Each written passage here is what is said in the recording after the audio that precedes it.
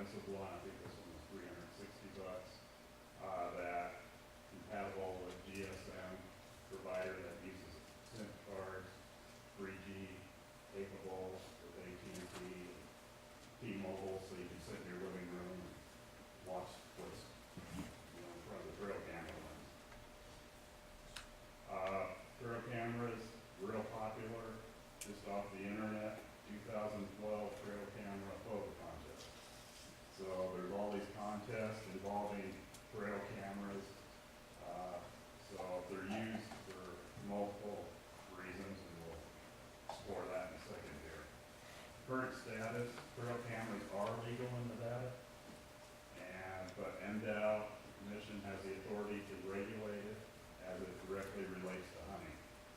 We can't regulate trail cameras as it regulates to like wildlife photography or something like that. But as it relates to hunting, we can. And it's also similar, could be a regulation similar to aerial scouting. And just an aside on the aerial scouting, our aerial scouting regulation does prohibit the use of drones already. So that's already incorporated in there. U.S. Fish and Forest Service and BLM have no restrictions on trail cameras. Trail camera pros and cons, and there's others. I sure I didn't capture them all. But some of the pros, it's year-round hobby for many. They just like viewing wildlife. They can see secretive wildlife that you wouldn't otherwise get to see. Allows non-hunters to enjoy wildlife. And depending on your perspective, if you're a guide, you can use the trail camera, the photos to sell trophy hunts. On the con side, they do get stolen. That's real popular. We're all getting reports of trail cameras getting stolen, or the SD cards being taken out with trail cameras, downloaded into a computer, and then put back in to the trail camera, so everybody's got the photos. They can restrict access if habitats are manipulated to funnel wildlife in, and that occurs from time to time, where they want to get a photo of deer, elk, what have you, and if it's an open area, they'll try and restrict access, so it's got to block in front of the trail camera. It may cause baiting. Many states have found baiting associated with trail cameras to attract wildlife, again, to walk right in front of the camera.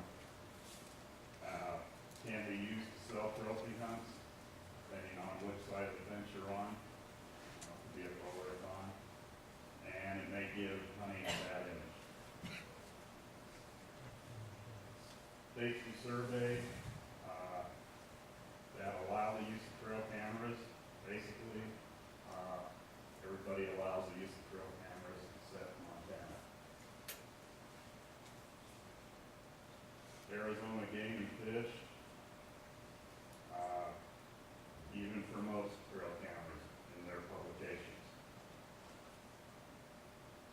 Utah Division of Wildlife promotes the use of trail cameras. Here's right off their website, trail cameras, freestanding, and ATVs. If you want to learn more about the wildlife in your hunting area, placing a trail camera or two in the area is a great idea. And then it quotes Forest Service individual. So I'm not sure, to be honest with you, if that was put in there by Forest Service on Utah Wildlife website or by Utah, but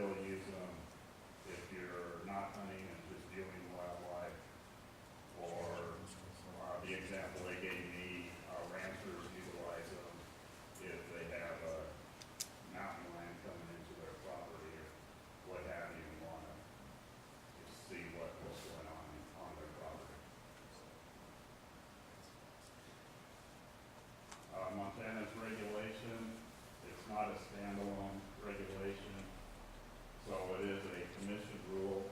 It's more analogous to our season and bag,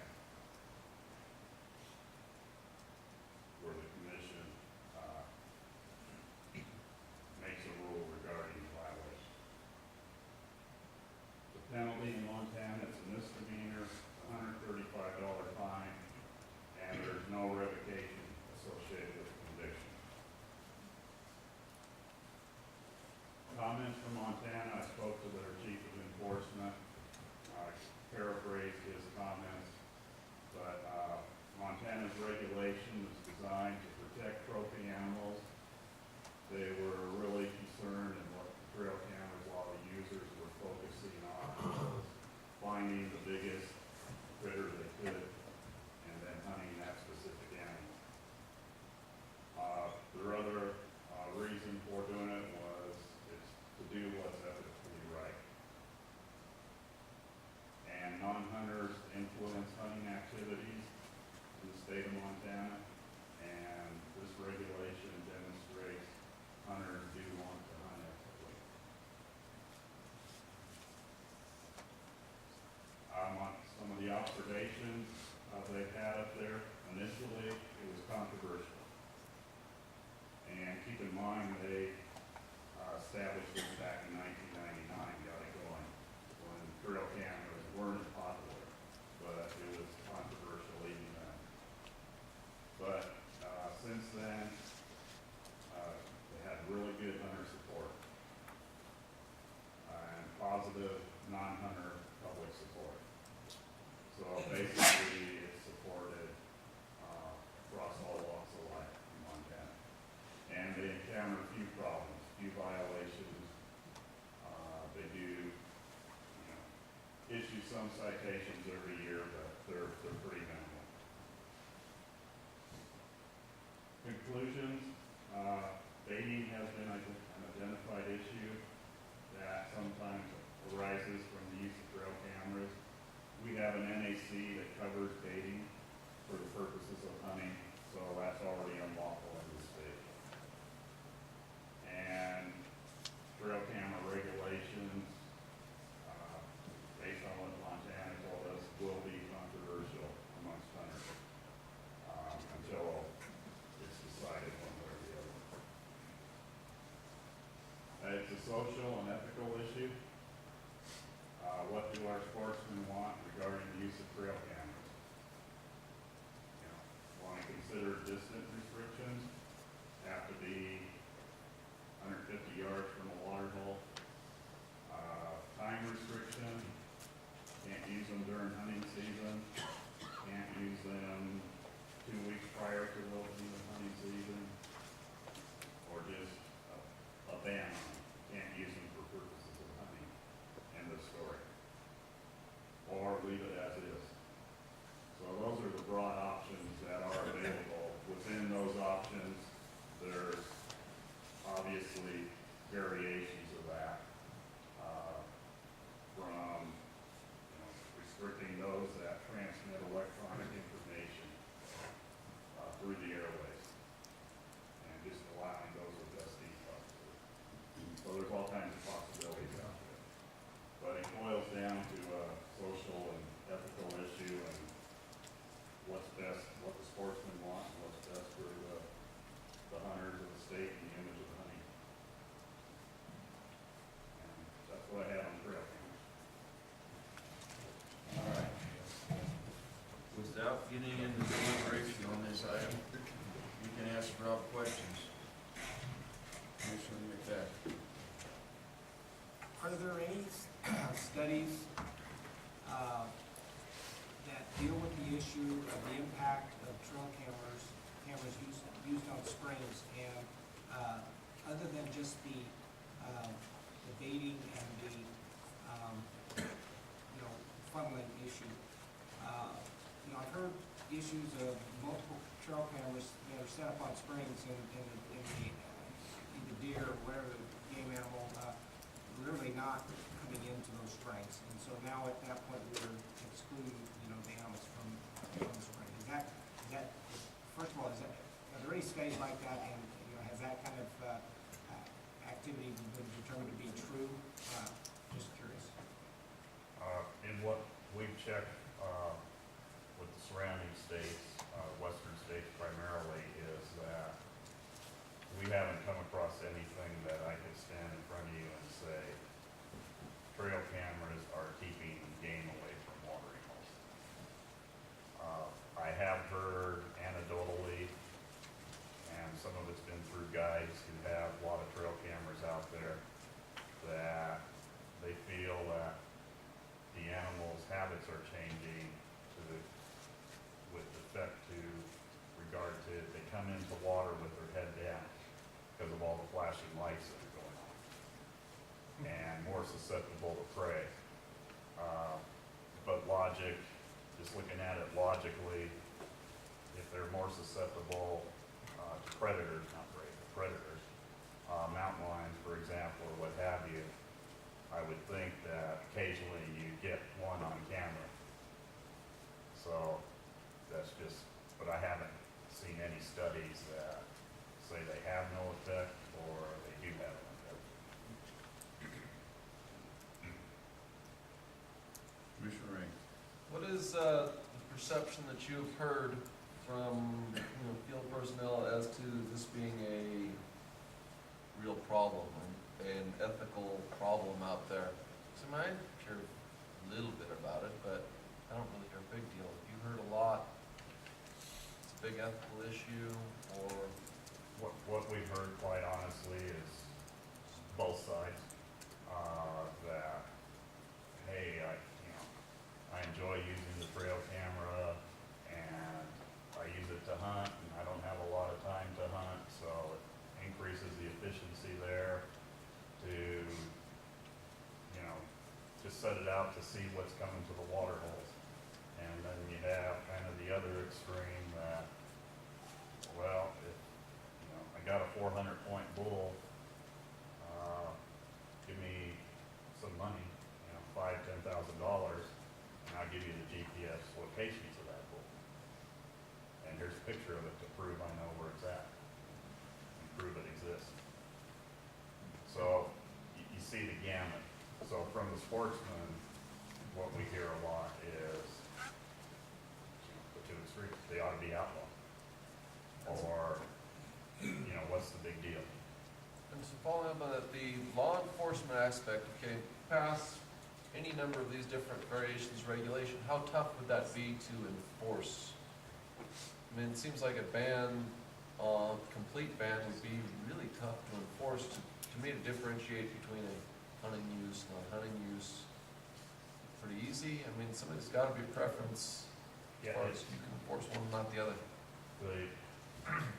If we tie it to hunting, which we have to tie it to hunting, then to enforce that, obviously the elements of the crime would be, number one, they're using a trail camera, and number two, they used it for purposes of hunting. So we'd have to prove both those elements. Trail camera was used, and they were hunting with it as a result of that camera.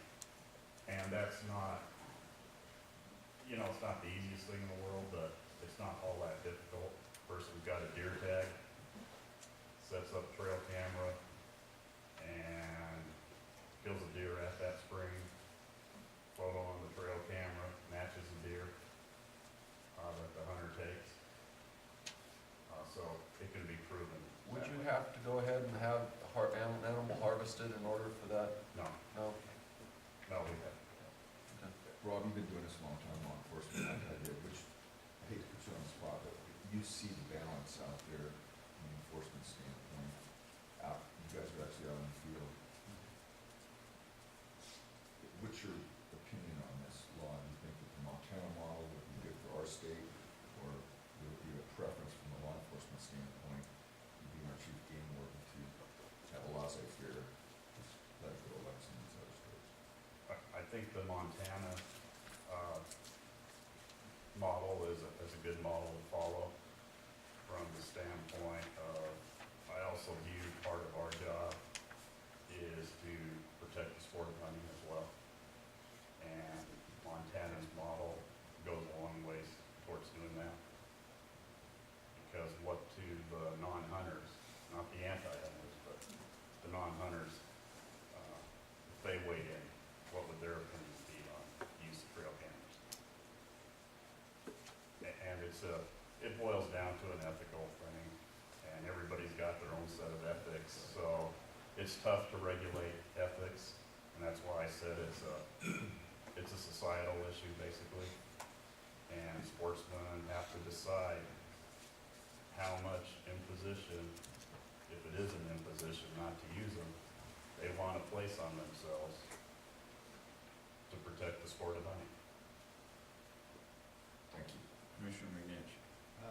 So Rob, you mentioned a second ago that the scenario where somebody has a trail cam and they get information on a big animal, let's say it's not on their own property, and they sell that information. How does that differ from what the guide has to have a license to do? But the difference is, what I see happening is it targets the trophy class animals. You're increasing the pressure on trophy class Well, animals. I meant more from a legal standpoint. There's concerns that people using trail cams are selling information to get to big animals. So there are guides that have to pay license fees, and they have to have licenses and abide by certain laws to do very similar stuff. So somebody using a trail cam for those purposes, not enjoyment or anything like that, why wouldn't they be subject to the laws that guide the guides? But there is no guide regulation that prohibits them from using trail cameras or buying information from people that use trail cameras. That's perfectly legal. Is that answering your question? I'm not sure. He's asking if the person that's selling that information would have to be a guide or a license. That's where I was at. Sorry. Why wouldn't they need to be a guide? No, you don't, it's not required because they're not assisting the hunter in the act of hunting, they're assisting the guide, basically, and that one's the sub-guide, you look at the definition of guiding, and it doesn't even really require a sub-guide's license. So it's not a function of selling information on wildlife, but it's more a function of they're providing a service of taking them out, and that's what they're being licensed. What happens is, there are, and I don't wanna make a blanket statement that all guides are doing this by any means, but there are some guides out there that have a finder. They'll tell people, I'll give you a finder's fee. You find a 400+ bull, and I'll give you so many dollars. You just get a photo that I can show my client, and the GPS coordinates, and I'll take it from there. So in essence, a guide, if all they were doing was applying a finder's fee, they wouldn't even have to get a guide license if that's all they were doing. Well, the guide would, because ultimately it's gonna take the hunter out. If he doesn't take the hunter out. I guess that's what I'm Yeah. saying is that it's there's some fine lines right there. Yeah, there are. There's some real fine distinctions that do apply. I have a few questions, but it'd be going down the road of deliberation at that point, so I'm gonna have to wait. Any other comments? Where I'm at now that we've had this report and with talking to multiple county advisory boards, and we have received a letter from Douglas County on this issue, knowing full well it's going to be a very controversial item, I still think it's something that needs to be publicly vetted and addressed. Not saying what the outcome will be, but there's enough emotion on both sides of this issue. We need to see where it's gonna land and get all the facts, so. If we can start drafting some type of regulation, and then we would have to have it as an action item, maybe not, if we drafted a regulation, but then I don't see anything happening with the regulation the first time through, or even the second time, because there's multiple questions on time of use, a total ban, whatever. There's so many open questions on this, on how we're gonna get there. It's gonna be a process, but I think we need to go through the process. It's not gonna be fun.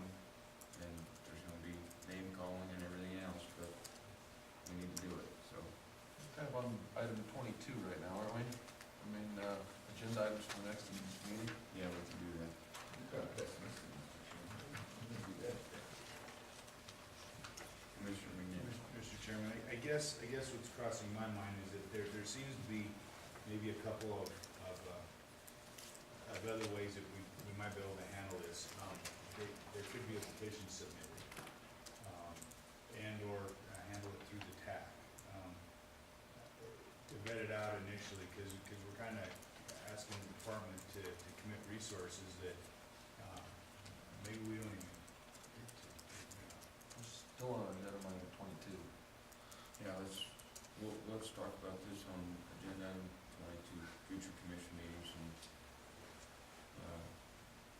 anything else, any other questions, Rob? Anything else, Rob? Yeah, one comment regarding the process. If we just draw up a regulation, it's gonna kind of be Rob's best guess. And then if there's a substantial change, we gotta start the process all over. There will Anyway. be. So I think vet it out at the next meeting or two and then provide us direction on which way you'd like to see it. We'll discuss it on item 22. You're still up, if we're going to see Rob. Draft registration update, Rob on.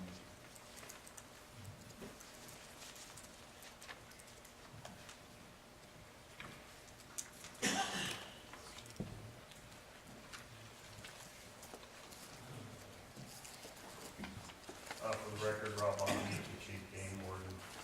SB 213, when it was passed, it requires, there's a couple requirements that are gonna have to be met. One of them, the first one being with regards to trapping, is that a trapper must obtain a trap registration number from the department. So that system's already in place, has been for years. It just changed a may to a must, basically. But then it continues on in the legislation in SB 213, and is affixed or marked on the trap, snare, or similar device in the manner specified by regulation adopted by the commission. So the commission has to adopt a regulation in the manner of marking the traps.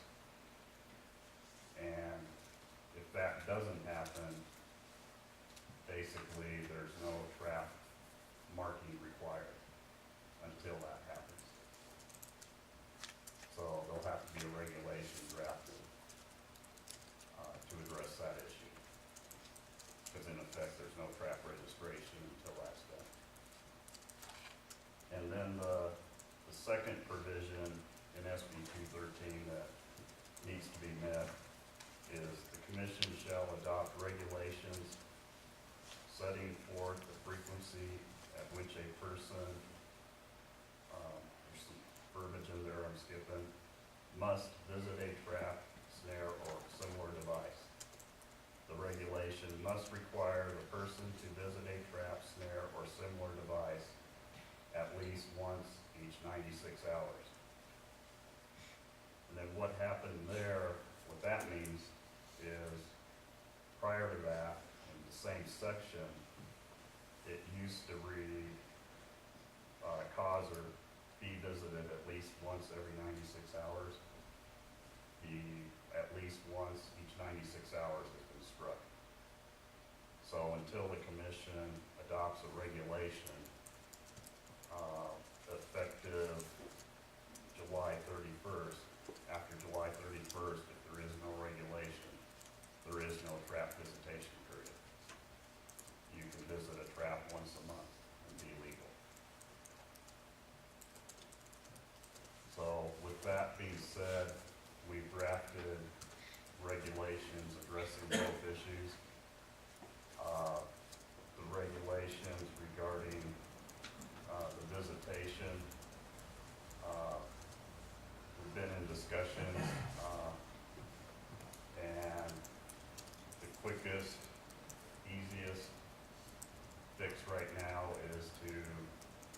once every 96 hours, and then been requested to come back later with the regulation to spend a little more time addressing the distance from populated areas issues. And then we also have a draft regulation regarding the marking of traps.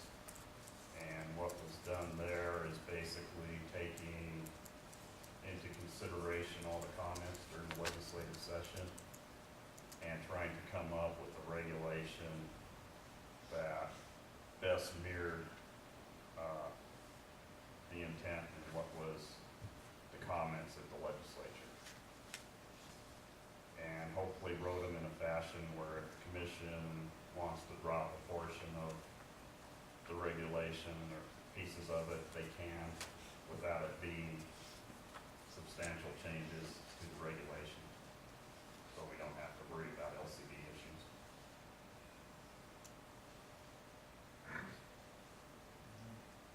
Any questions at all? Commissioner Lane?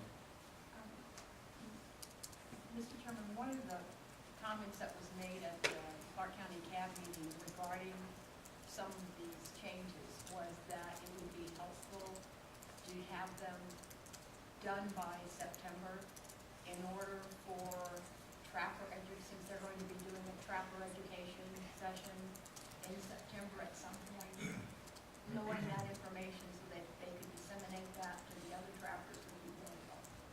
So that was the comment that came from that CAB meeting. And we'll address that on agenda item number 23. It'll take you a while to get there. Any other questions? Seeing none, that concludes the